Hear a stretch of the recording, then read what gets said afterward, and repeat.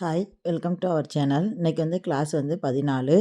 இதில் part 1 video பார்க்க போகிறோம். அதாவது வெவ்வேறு ஷேப்பில் பீட்ஸ் எப்படி ஷார்ப் எட்ஜஸ் கொடுத்து ஃபினிஷிங் நீட்டாக கொண்டு வரதுங்கிறது தான் இந்த வீடியோஸில் நம்ம பார்க்க போகிறோம். வாங்க வீடியோவில் எப்படி பண்ணலாங்கிறத பார்க்கலாம். ஃபஸ்ட்டு நான் ஒரு ரவுண்டு வரைஞ்சிருக்கேன். அதில் ஃபஸ்ட்டு நான் உங்களுக்கு போட்டு காட்டுறேன். இதுக்கு நான் 1 mm பீடு யூஸ் பண்ணியிருக்கேன். எப்பயும் போல் பீடை 2 பீடாக வச்சு ஸ்டிச் பண்ணிக்கிட்டே வரணும்.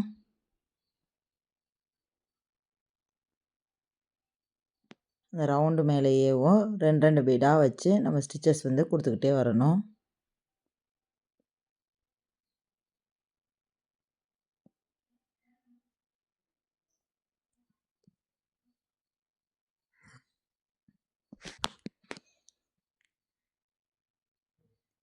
சுகர் பீட்ஸு 1 mm பீட்ஸு எப்பயுமே 2 தான் லோட் பண்ணணும்.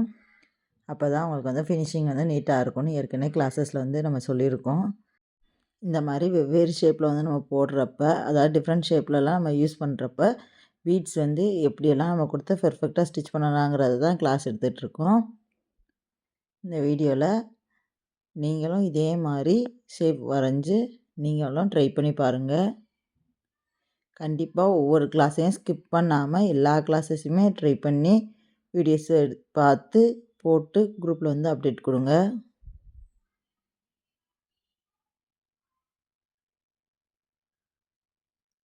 இப்போ ஃபினிஷ் பண்ணுறது எப்படிங்கிறத காட்டுறேன்.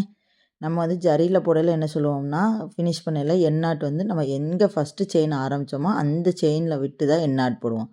அதே மாதிரி தான் பீட்ஸை பொறுத்த வரைக்கும் எந்த பீடு ஃபஸ்ட்டு ஆரம்பித்தோமோ அந்த பீட்ஸ் மேலே தான் நம்ம எண்ணாட் போடணும். அந்த பீட்ஸ் மேலே நம்ம நார்மலாக அந்த இதில் கவுத்தி விட்டு எண்ணாட் போடுவோம்ல, அதே தான் இதில் நான் பண்ணியிருக்கேன். அப்போ தான் நடுவில் கேப் இல்லாமல் நீட்டாக ஃபினிஷிங் நமக்கு கிடைக்கும். இப்போ அடுத்து ஒரு ஸ்கொயர் ஷேப் வரைஞ்சிருக்கேன். இதுக்கு என்ன பண்ணணும்னா, ஸ்கொயரை விட்டு தள்ளி ஒரு பாசி வர்ற மாதிரி நம்ம ஸ்டிச்சஸ் ஆரம்பிக்கணும். பார்த்தாலே தெரியும், ஒரே ஒரு பாசி மட்டும் எக்ஸ்ட்ரா வர மாதிரி நான் ஆரம்பிச்சிருக்கேன். தெரியுதா? அதே தான், ஒரே ஒரு பாசி மட்டும் எக்ஸ்ட்ரா வர மாதிரி ஆரம்பிக்கணும். ஜரி த்ரெட்டில் ஒரு ஸ்டிச்சஸ் எக்ஸ்ட்ரா வர மாதிரி ஆரம்பிப்போம். பீட்ஸில் ஒரு பீடு எக்ஸ்ட்ரா வர மாதிரி ஆரம்பிச்சிருக்கேன். இப்போ இதுலேயும் பாருங்கள், ஒரு பீடு வச்சா எனக்கு அந்த நம்ம போட்டிருக்க லைன் வரைக்கும் ஃபினிஷ் ஆயிரும். ஆனால் நம்ம எக்ஸ்ட்ரா ஒரு பீடு வைக்கணும். வச்சுட்டு பாசியை ஒட்டி ஒரு தையல், அது பக்கத்தில் இன்னொரு தையல் போட்டுட்டு இந்த 2 பாசி நடுவில் இன்னொரு தையல் எக்ஸ்ட்ரா கொண்டு வரணும். மறுபடியும் இழுத்து ரிவர்ஸில் எக்ஸ்ட்ரா ஒரு தையல் போட்டுட்டு தான் திருப்பணும். தெரியுதுங்களா?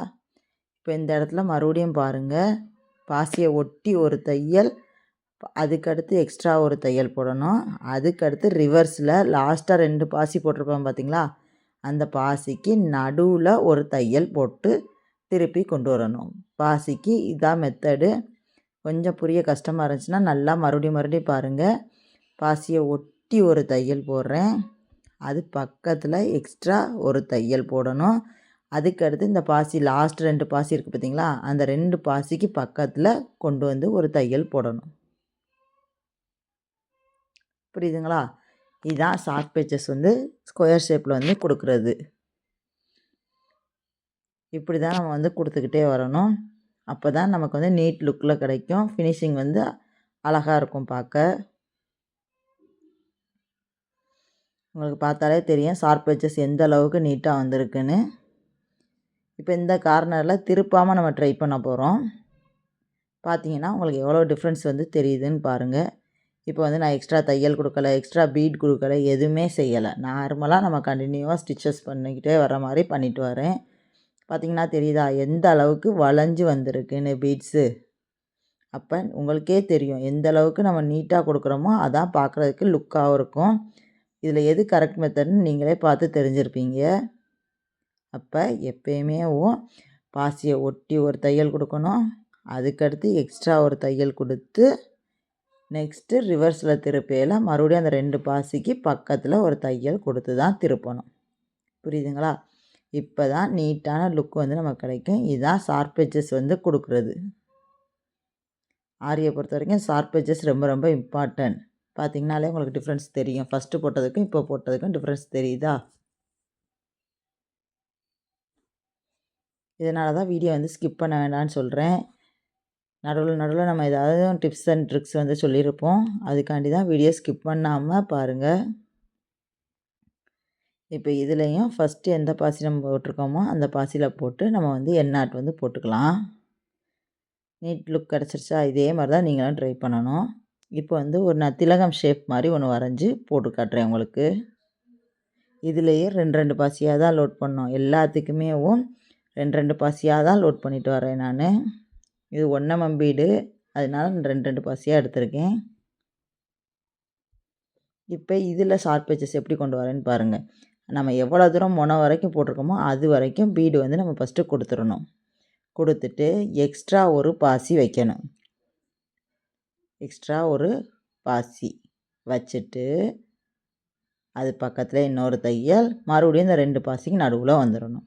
ஜரி த்ரெட்டில் போடையிலே நம்ம வந்து எக்ஸ்ட்ரா ஒரு ஸ்டிச்சஸ் போட்டுட்டு திருப்பி கொண்டு வந்துருப்போமா, இங்கே வந்து எக்ஸ்ட்ரா ஒரு பாசி போட்டு நம்ம திருப்பி கொண்டு வரோம்.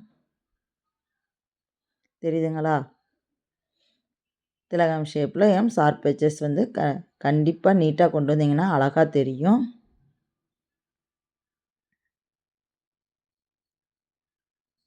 இதுலேயும் நம்ம எண்ணாட் போடுறது எப்பயும் போல் ஃபஸ்ட்டு பாசி எதில் ஆரம்பித்தோமோ அந்த பாசி மேலே கவுத்தி நம்ம வந்து எண்ணாட் வந்து போட்டுக்கலாம்.